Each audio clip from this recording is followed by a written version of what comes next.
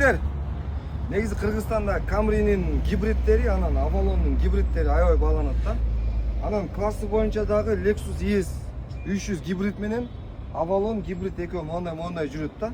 Өмүрбек мага ES карап бер же Avalon карап бер дегендер ошол выбор кылат. Же Avalon'ду карайт, же ES'ти карайт. Алар жана Камрини айдап жүрүп, анан Камринин рахатынан тоюп, андан да кичине жогоркураак эмени карагысы келишет да.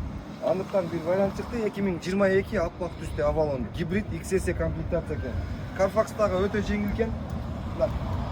Жана калсачы, капоттогу, крыладагы заводской эмелери, Брон пленкалары сыгыл эле экен. Carfax бир-эки дефект бар экен бамперде, крылада.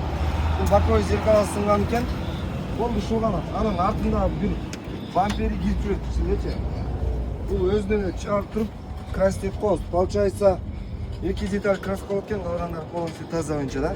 $13.000 статистикамен чыгып, ичинен карап кой.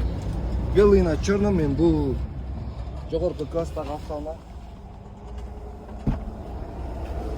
XS уже понятно, да? Подушка безопасности жерде рульду кон бул жулуп алыптыр да, бул кимге керек болгон билбейбиз. Чоң монитор, подогревтер, акустика, JBL, эко нормал спорт режимдер, if mode, drive mode ручниктер, электропривод, электробагажник кыскасы.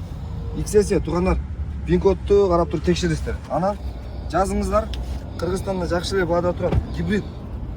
Айдаңыздар ушундай чек. Бизде муну сураган байкелер көп, ушуна байланышка чыгыңыздар, кечинде ойнолот. Салам алейкум.